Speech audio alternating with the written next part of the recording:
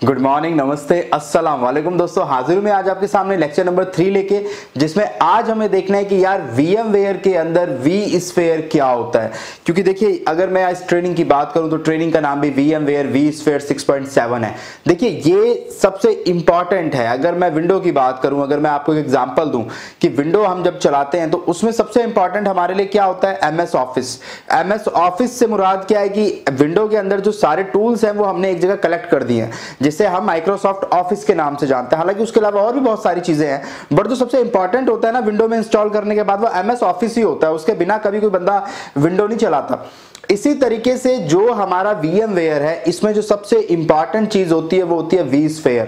ठीक है, हमें उसके बारे में पढ़ना, और उसके डिफरेंट वर्जन्स आते हैं। जैसे पहले 5 भी आता था, फिर 5.5 आया, फिर 6 आया, फिर 6.5 आया जो काफी टाइम तक चला, और अभी रिसेंटली 6.7 आया है। ठीक है, तो ये इसके वर्जन्स हैं, तो हमें उसके बारे में आज पढ़ना है। इसके अलावा बहुत सारी इंपॉर्टेंट चीजें पढ़नी है, जिसमें हमें DRS पढ़ना है, फॉल्ट टॉलरेंस पढ़ना है, हाई अवेलेबिलिटी पढ़ना है। ये सारी बातें आज हमें डिस्कस करनी है, तो बेहद इंपॉर्टेंट लेक्चर होने वाला है। तो बेसिक से स्टार्ट करते हैं।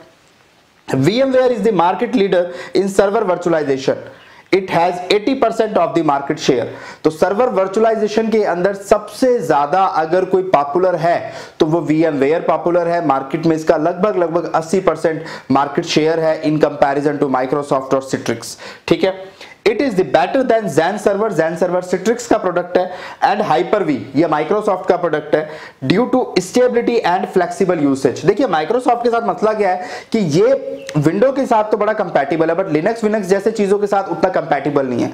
सिट्रिक्स की अगर हम बात करें तो सिट्रिक्स का Xen सर्वर उतना पॉपुलर नहीं है। इसकी Xen ऐप पॉपुलर है, बट इसका Xen सर्वर जनरली पॉपुलर नहीं है। ये एप्लीकेशन वर्चुअलाइजेशन के लिए बहुत अच्छा है, बट सर्वर वर्चुअलाइजेशन के लिए ये उतना पॉपुलर नहीं है। What is vSphere 6.5 या फिर vSphere 6.7? ये क्या होता है? इसके जो नए वर्जन अभी आ रहे हैं, आखिर ये जानना जरूरी है कि ये vSphere क्या चीज है। ठीक है, VMware vSphere 6.5 कह लें या 6.7 कह लें, नया वर्जन 6.7 है। तो VMware vSphere is the brand name of for VMware suite of virtualization product. यानी कि ये एक पूरा आप कह सकते हैं कि एक बकेट है जिसके अंदर बहुत सारी चीजें हैं। सूट का मतलब होता है जिसमें बहुत सारी चीजें होती हैं, जैसे गूगल सूट आता है, माइक्रोसॉफ्ट MS ऑफिस जो है वो MS का एक सूट ही है, मतलब उसके अंदर बहुत सारी चीजें हैं, बहुत सारे डिफरेंट सॉफ्टवेयर हैं इस्तेमाल करने के लिए। ऐसे ही VMware का जो प्रोडक्ट आता है वो vSphere 6.7 के नाम से आता है। इसी के अंदर आपको मल्टीपल चीजें मिलती है। क्या क्या मिलता है? ESXi जो आपको मिलता है, जो आपका हाइपरवाइजर है, वो इसके अंदर होता है। ये एक मैंने बताया ना बकेट है ये, तो इस बकेट के अंदर सारी चीजें आएंगी।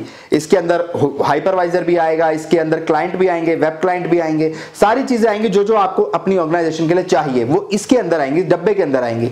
तो ये जो डब्बा है इसको हम vSphere बोलते हैं। इसके अंदर ही सारी VMware की चीजें आएंगी जो आपको चाहिए वर्चुअलाइजेशन के लिए। वो सारी कॉम्बो पैक जो आएगा ना वो पूरा इसके अंदर आएगा।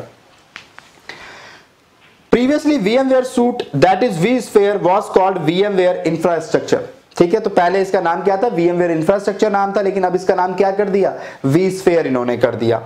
vSphere include following component. तो 3 इंपॉर्टेंट कंपोनेंट इसके होते हैं, जिसमें पहला होता है ESXi जो कि आपका क्या है? हाइपरवाइजर है, वो इसके अंदर आएगा। vCenter सर्वर, इसकी बात आज हमें करनी है, ये इसके अंदर आएगा। और एक आता है vSphere क्लाइंट, ये इसके अंदर आएगा। और उसके बाद vSphere वेब क्लाइंट, ये भी इसके अंदर आएगा। तो ये सारी चीजें इसके अंदर है। ये पूरी एक कॉम्बिनेशन है बहुत सारी चीजों का। ठीक है, कलेक्शन है बहुत सारे टूल्स का या सॉफ्टवेयर्स का, तो उसे हम बोलते हैं vSphere। तो vSphere अपने आप में कुछ नहीं है, ये कलेक्शन है इन सब चीजों का। ठीक है, अदर फीचर्स। अब आपको फीचर क्या मिलते हैं इसके साथ में? काफी इंपॉर्टेंट चीजें जो मिलती हैं, vMotion आपको मिलेगा। ये फीचर किसके हैं? ये VMware के फीचर है, क्योंकि आपको ये फीचर जो नजर आ रहे हैं ये आपको Hyper-V में नहीं मिलेंगे, आपको Citrix में नहीं मिलेंगे। VMware आपको क्या फीचर्स में देता है, इंपॉर्टेंट देता है अपनी तरफ से, आपको vMotion देता है। vMotion क्या होता है हमें डिटेल में पढ़ना है। ये सारी चीजें बेहद इंपॉर्टेंट है। मैक्सिमम टाइम इंटरव्यूअर इनमें से कुछ ना कुछ आपसे जरूर पूछेगा, तो इसको हम डिटेल में डिस्कस करेंगे। फिलहाल मैंने नाम लिखे हैं। vMotion आपसे पूछ सकता है, हाई अवेलेबिलिटी आपसे पूछ सकता है, DRS आपसे पूछ सकता है, डिस्ट्रीब्यूटेड रिसोर्स शेड्यूलर क्या होता है, फॉल्ट टॉलरेंस आपसे पूछ सकता है। ये सारी चीजें इंटरव्यूअर आपसे पूछ सकता है, तो ये हमें पढ़ना है। तो ये क्या है? ये फीचर्स हैं, यानी ये सारी चीजें VMware आपको प्रोवाइड कराता है। अब एक सवाल आता है जो जनरली पूछा जाता है जब आप VMware पढ़ेंगे या आप जब इंटरव्यू देंगे कि क्या vCenter सर्वर और vSphere क्लाइंट में क्या फर्क होता है।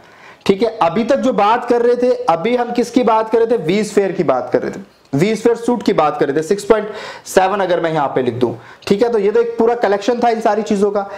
अब मैं बात कर रहा हूं vCenter सर्वर और vSphere क्लाइंट की, यानी इसकी और इसकी, इन दोनों चीजों की। इसके अंदर है ये दोनों चीजें, ये दोनों क्या हैं, क्या इन दोनों में कोई फर्क है? बिल्कुल फर्क है। पहली बात तो ये सर्वर के लिए है, ये क्लाइंट के लिए है, ये चीज तो आपको दिख ही रही है। अब जरा यहां पे देख लेते हैं। vSphere client is an interface used to connect remotely to an ESXi host from Windows PC। समझ आ रही है बात? चलो नहीं समझ, कोई मसला नहीं है। मुझे लग रहा है आपके चेहरे देख के कि नहीं समझ आया क्या लिखा है। यार अंग्रेजी में लिखा है ना, मेरे को भी नहीं समझ आता। चलिए, आप कह रहे होंगे आपको हम दिख तो रहे नहीं। एक्चुअली मुझे मेरी क्लास का सीन याद आ गया। एक बार मैं पढ़ा रहा था और सारे बस ऐसे देख रहे थे, और मैंने जब उनकी तरफ देखा तो देवर लाइक कि क्या हो रहा है, तो मैंने बोला अच्छा ठीक है मैं आपको हिंदी में समझाता हूँ। तो मुझे वो सिनेरियो याद आ गया, तो अच्छी बात है। तो चलो हिंदी में बात करते हैं ना, इसको ये सब अंग्रेजी मेरी नहीं समझ आती, आपकी भी नहीं आ रही होगी। तो चलिए, इंटरफेस सबसे पहले इस डेफिनेशन में इंपॉर्टेंट क्या, देखिए हमारे जो बच्चे हैं, जो आप लोग हैं, डेफिनेशन को समझने के लिए उन शब्दों पे फोकस करना जरूरी है जो उसमें नए हैं या जो उसमें टेक्निकल टर्म्स हैं। ठीक है, तो टेक्निकल टर्म्स पे फोकस करना जरूरी। देखिए अगर आपको इसको पढ़ना है या समझना है तो सबसे पहले आपको पता होना चाहिए इंटरफेस की बात हो रही है। इंटरफेस क्या होता है? इंटरफेस होता है वो चीज जो मेरी दूसरे बंदे से मुलाकात कराता है या मेरे दूसरे बंदे के साथ इंटरेक्शन कराता है। जैसे कि आप और मैं एक दूसरे से बात कर पा रहे हैं, आप मुझे पढ़ पा रहे हैं इंटरफेस के थ्रू। वो आपके और मेरे बीच में इंटरफेस क्या है? YouTube है, ये वीडियो है, ये स्क्रीन है जिसपे आप मुझे देख रहे हैं। दिस इज कॉल्ड इंटरफेस, क्योंकि इसके थ्रू ही आप मुझे देख पा रहे हैं। अगर मैं आपसे कहूं कि हम मोबाइल पे वीडियो कॉलिंग कर रहे हैं, तो आपके और मेरे बीच में इंटरफेस कौन है? मोबाइल है। ऐसे ही जब मैं अपने लैपटॉप पे काम कर रहा हूं, तो मेरे और मेरे लैपटॉप के बीच में इंटरफेस कौन है? उसकी स्क्रीन है, क्योंकि मैं उस पे काम कर रहा हूं। और वो स्क्रीन कैसी होती है? ग्राफिकल यूजर इंटरफेस, क्योंकि विंडो का जो भी होता है वो ग्राफिकल होता है। लिनक्स पे काम करेंगे तो सब कुछ कमांड लाइन में चलता है, तो उसका इंटरफेस कैसा हो जाएगा? Command line interface. तो आप कभी भी इन शब्दों पे ध्यान देना, graphical user interface. Graphical user का मतलब होता है जब चीजें आपको ड्रैग एंड ड्रॉप फोल्डर बना हुआ दिखता है, उस पर क्लिक कर सकते हैं, राइट क्लिक कर सकते हैं, उसे बोलते हैं ग्राफिकल यूजर इंटरफेस। एक होता है कमांड लाइन इंटरफेस, CLI बोलते हैं जनरली टेक्निकल टर्म में। तो उसका मतलब क्या होता है? जब सारा काम कमांड के थ्रू होना है, आपने फोल्डर भी अगर ओपन करना है तो कमांड के थ्रू ओपन करना है। आपको दिखेगा नहीं फोल्डर बना हुआ है स्क्रीन पे, आपके वो स्टोरेज में पड़ा होगा, आपको कमांड के थ्रू ओपन होगा, कमांड के थ्रू डिटेल आ जाएगी, आपको फोल्डर बना हुआ नहीं दिखेगा जैसा विंडो पे दिखता है। ठीक है ना? तो विंडो पे जो सारी चीजें दिखती है वो कैसी दिखती है? ग्राफिकल यूजर इंटरफेस बोलते हैं, ताकि सारी चीजें हमें फोल्डर की फॉर्म में नजर आ रही हैं, आइकन के फॉर्म में नजर आ रही हैं, पर उसकी जगह हमें CLI भी काली सी स्क्रीन नजर आती है, बड़ी गंदी सी, है ना? उस पर हमें कमांड देनी पड़ती है। तो उस कमांड के थ्रू जब चीजें आपको मिलती है उसे बोलते हैं CLI। तो इंटरफेस की बात हो रही है, तो vSphere client is an interface used to connect remotely to an ESXi host from a Windows PC। यानी ESXi होस्ट कौन है? वो हार्डवेयर जिसपे हाइपरवाइजर पड़ा हुआ है, उसे ESXi होस्ट बोलते हैं। उसके और जो बंदा उसको एक्सेस कर रहा है, उस ESXi होस्ट को एक्सेस कर रहा है सपोज कहीं और से, उन दोनों के बीच में इंटरफेस का काम कौन करेगा? vSphere क्लाइंट करेगा। अगर कोई बंदा अपने हाइपरवाइजर को एक्सेस करना चाहता है, उसमें कोई चेंजेस करना चाहता है, उस हाइपरवाइजर के थ्रू और नए VM क्रिएट करना चाहता है कहीं और बैठ के, तो उसको किस सॉफ्टवेयर की जरूरत पड़ेगी? vSphere क्लाइंट की जरूरत पड़ेगी। मेरी बात आप ध्यान से सुनना। तो इसलिए जब आप अपने ESXi होस्ट को रिमोटली एक्सेस करना चाहते हैं, कहीं और से एक्सेस, देखिए इसको ऐसे समझिए कि ये आपका ESXi होस्ट पड़ा हुआ है और इसके ऊपर आप ESXi होस्ट का, चलो मैं बड़ी सिंपल सी बात करूं तो ये मेरा एक हार्डवेयर पड़ा हुआ है, इस हार्डवेयर के ऊपर मैंने हाइपरवाइजर डाला हुआ है और ये हाइपरवाइजर ही क्या है? मेरा ESXi है ना? तो अगर मैं इस हाइपरवाइजर को एक्सेस करना चाहता हूं अपने घर पे बैठ के, तो मुझे यहां पे क्या डालना पड़ेगा? vSphere क्लाइंट डालना पड़ेगा और मैं इस vSphere क्लाइंट के थ्रू इस हाइपरवाइजर को एक्सेस कर पाऊंगा, और मैं यहां पर जब VM क्रिएट करूंगा तो वो VM कहां क्रिएट होंगी, यहां पर क्रिएट होंगी। तो मैं दूसरी जगह बैठ के, रिमोटली बैठ के अपने हाइपरवाइजर को एक्सेस कर रहा हूं, उस पर काम कर पा रहा हूं और VM वहां क्रिएट कर पा रहा हूं। तो इसके लिए तो इस्तेमाल होता है vSphere क्लाइंट, ठीक है। ये सिंगल पीसी पे काम करता है। This client can be used to access and manage virtual machine on the ESXi host and also perform other management and configuration tasks, ठीक है। तो ये किस काम आता है, वर्चुअल मशीन को मैनेज करने के। मैंने अभी आपको दिखाया, VM बना भी सकते हो, डिलीट भी कर सकते हो, सारे काम कर सकते हो आप, और बाकी मैनेजमेंट टास्क आप कर सकते हो, आप माइग्रेशन करा सकते हो, आप vMotion कर सकते हो, वो सब हम अभी डिस्कस करेंगे। If we want to have all the ESXi host in a single console, then we need vCenter server। अब मैं कहता हूं कि भैया एक हार्डवेयर पे ये हाइपरवाइजर चल रहा है, और मैंने बताया एक टाइम में vSphere क्लाइंट एक ही को एक्सेस कर सकता है, या तो इसको कर सकता है। आप सपोज मेरे पास इस तरीके के 10 हार्डवेयर चल रहे हैं और उनके पास 10 हाइपरवाइजर चल रहे हैं, हर हार्डवेयर के ऊपर एक ESXi पड़ा हुआ है, यहां भी हार्डवेयर है, इसके ऊपर ESXi पड़ा हुआ है, यहां पर भी हार्डवेयर है, इसके ऊपर भी ESXi पड़ा हुआ है। तो vSphere क्लाइंट क्या कर सकता है, एक टाइम में एक ही को एक्सेस कर सकता है, या तो इसको करेगा या इसको करेगा या इसको करेगा, सबको नहीं कर सकता। अगर आप सारे हार्डवेयर और उनके ऊपर पड़े हुए ESXi को, अपने हाइपरवाइजर्स को कनेक्ट करना चाहते हैं किसी एक सॉफ्टवेयर के थ्रू कि मैं सबको मैनेज कर सकूं, मेरे अगर 10 हार्डवेयर हैं, 10 हार्डवेयर सर्वर है मेरे, होस्ट जिन्हें आप कहते हो, उन होस्ट के ऊपर मैंने हाइपरवाइजर डाले हुए हैं ESXi, मैंने 10 सर्वर पे मैंने वर्चुअलाइजेशन किया हुआ है, हाइपरवाइजर डाले हुए हैं, उन 10 के 10 को अगर मैं एक सॉफ्टवेयर से हैंडल करना चाहता हूं तो मुझे किस चीज की जरूरत पड़ेगी, vCenter सर्वर की। बात समझ आ रही है। सिंगल को करने के लिए क्लाइंट की जरूरत पड़ेगी, और इसी तरीके के मल्टीपल्स अगर ESXi होस्ट को आप मैनेज करना चाहते हैं तो आपको किसकी जरूरत पड़ेगी, vCenter सर्वर की। इसकी फिगर भी आपको बना के दिखा देता हूं। सपोज करें आप यहां पे vCenter सर्वर है,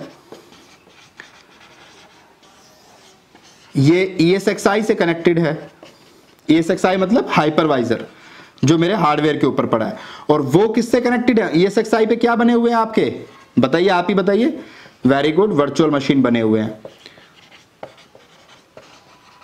तो इसका मतलब ये हुआ कि ये vCenter सर्वर एक साथ मल्टीपल ESXi को हैंडल कर सकता है, मल्टीपल हाइपरवाइजर्स को, या ESXi होस्ट बोलते हैं हम इसे, ठीक है ना। होस्ट का मतलब हो गया कि वो हार्डवेयर के ऊपर जो हाइपरवाइजर पड़ा है उसे हम ESXi होस्ट बोलते हैं।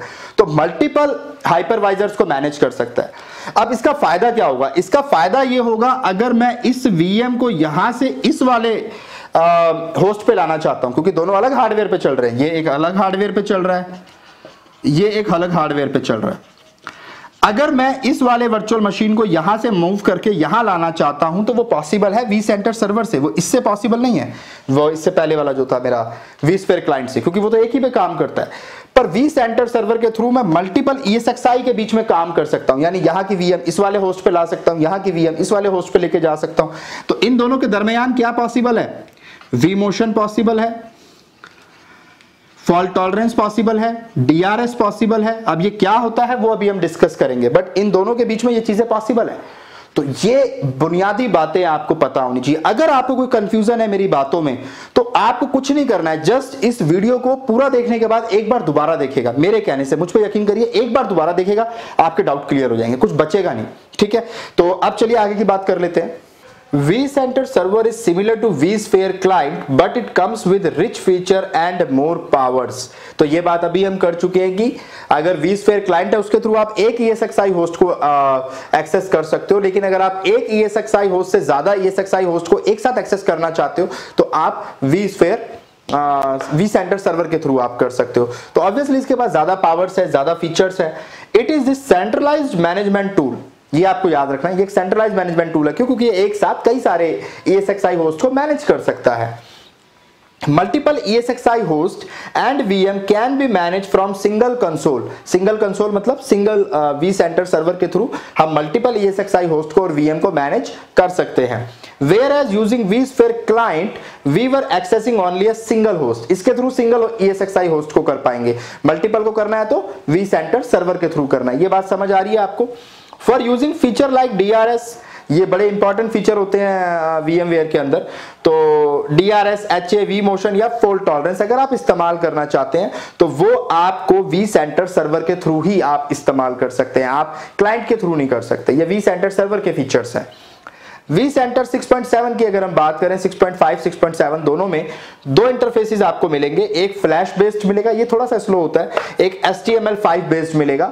ये दोनों इंटरफेस आपको vCenter सर्वर पे मिलते हैं, दोनों सपोर्ट करते हैं, दोनों इंटरफेस को सपोर्ट करता है। अब हम जरा अवेलेबिलिटी की बात कर लेते हैं। अवेलेबिलिटी से क्या मतलब है? अवेलेबिलिटी से मतलब ये है कि भैया मेरा जो सर्वर है, अगर मैं VMware के थ्रू चीजों को वर्चुअलाइज कर देता हूं या VMware से मैं कहता हूं कि आप मुझे वर्चुअलाइज करके दो, तो उसके और हमारे बीच में हम एक एग्रीमेंट साइन कराते हैं जिसको सर्विस लेवल एग्रीमेंट कहते हैं, SLA कहते हैं। वो एग्रीमेंट से मतलब ये है कि उस एग्रीमेंट में ये लिखा होगा कि आपका पूरे साल में कितने टाइम सर्वर डाउन रह सकता है, कितने टाइम नहीं रहेगा। आप सिट्रिक्स से ले रहे हो, माइक्रोसॉफ्ट से ले रहे हो, vCenter से ले रहे हो, हालांकि डायरेक्ट नहीं देते, इनके छोटे छोटे वेंडर्स होते हैं जिनके थ्रू ये काम करते हैं। तो उसका क्या मतलब है, जरा एक बार वो देख लेते हैं। Availability or high availability in VMware deals with ESXi host failure and what happens to the VM running on this host। Availability से मतलब ये है, या high availability से मतलब ये है कि मेरे देखो हार्डवेयर था, सपोज करो मेरा ये हार्डवेयर है, मेरे हार्डवेयर के ऊपर मेरा हाइपरवाइजर चल रहा है, ठीक है। अब आप अगर खुद चला रहे हो अपनी कंपनी में, आपने हार्डवेयर के ऊपर खुद से VMware का आप हाइपरवाइजर चला रहे हो, आपने लाइसेंस लिया हुआ है VMware का, तो फिर आप जिम्मेदार हो, आपको ये सारी चीजों से मतलब नहीं है, क्योंकि खराब होगा तो आप जिम्मेदार हो, आप देखो कैसे सही करना है। बट अगर यही काम आप किसी और से ले रहे हो, आप किसी बंदे से वर्चुअल मशीन से ले रहे हो, उसने आपको प्रोवाइड की हुई है, उस केस में अब उसकी जिम्मेदारी होती है कि अगर कुछ भी खराब होता है, अगर हार्डवेयर खराब होता है या हाइपरवाइजर में कोई एरर आता है, तो उसकी जिम्मेदारी है कि आपकी वर्चुअल मशीन डाउन नहीं होनी चाहिए। क्योंकि सपोज यहां पे आपका वेब सर्वर चल रहा है, बहुत इंपॉर्टेंट वेब सर्वर चल रहा है, आपका कोई बैंक का चल रहा है, आपका कोई ई-कॉमर्स वेबसाइट का चल रहा है, आपका वेब सर्वर चल रहा है, आप नहीं चाहते मेरा सर्वर डाउन हो। अगर कुछ भी खराब हो रहा है, आप सही करो, कैसे भी करो, मेरी मशीन मुझे चलती हुई चाहिए। That is known as availability, कि आपको आपकी मशीन चलती हुई मिलेगी, चाहे दुनिया जहान में आग लग जाए, तूफान आ जाए, कुछ हो जाए, आपको आपका काम मिलेगा, ठीक है। तो that is known as availability और हाई अवेलेबिलिटी जिसे कहते हैं। तो हाई अवेलेबिलिटी से मतलब यही है कि आपको आपका सर्वर चलता हुआ मिलेगा, वो कंपनी की हेडेक है वो कैसे चला रहा है, ठीक है। उसके लिए कुछ उसने लेवल ऑफ एग्रीमेंट बनाए हुए हैं। क्या एग्रीमेंट बनाए हुए हैं? अच्छा एक बार ये भी पढ़ देते हैं। Availability is to make sure that down time is very less. Down time का मतलब होता है जितनी देर सर्वर हमारा डाउन रहता है उसे डाउन टाइम कहते हैं। In the event of failure and machines are always up. तो ये कहते हैं कि डाउन टाइम हमारा बहुत कम होगा अगर कोई भी फेलियर होता है, हमारा हार्डवेयर फेलियर होता है, हाइपरवाइजर फेलियर होता है, कुछ भी होता है, और हमारी मशीन हमें अप मिलेगी। इसके लिए आपको लेवल ऑफ एग्रीमेंट करने पड़ते हैं, उस हिसाब से एनुअल चार्जेस देने पड़ते हैं। जैसे आपके AMC होती है ना कंपनी के अंदर, आप एनुअल मेंटेनेंस चार्जेस देते हैं, तो वो इसके बेस पे दिए जाते हैं। अगर आप कहते हैं ठीक है जी मेरे लिए 99% वाला एग्रीमेंट कर दो, सपोज इसकी कीमत है $500, ठीक है, $500 एनुअल चार्जेस है आपके। अगर आप ये वाला एग्रीमेंट करते हो, ये वाला एग्रीमेंट करते हो तो आपके $1000 चार्जेस हैं।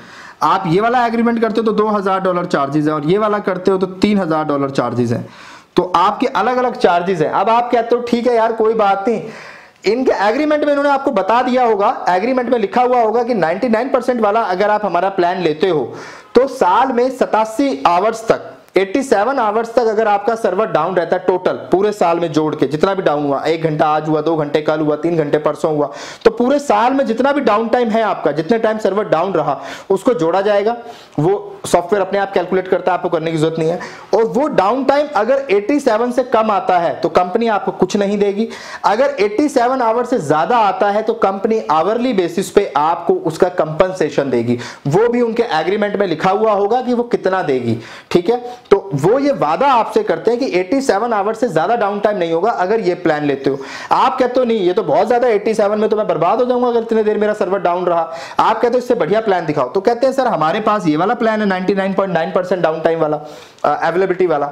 इसका क्या मतलब है? इसका मतलब है पूरे साल में 8 घंटे 8.76 आवर्स, 8 घंटे 76 समथिंग बनेगा। ये क्या है देख लेना, मेरी मैथ कमजोर है, जो भी बनेगा।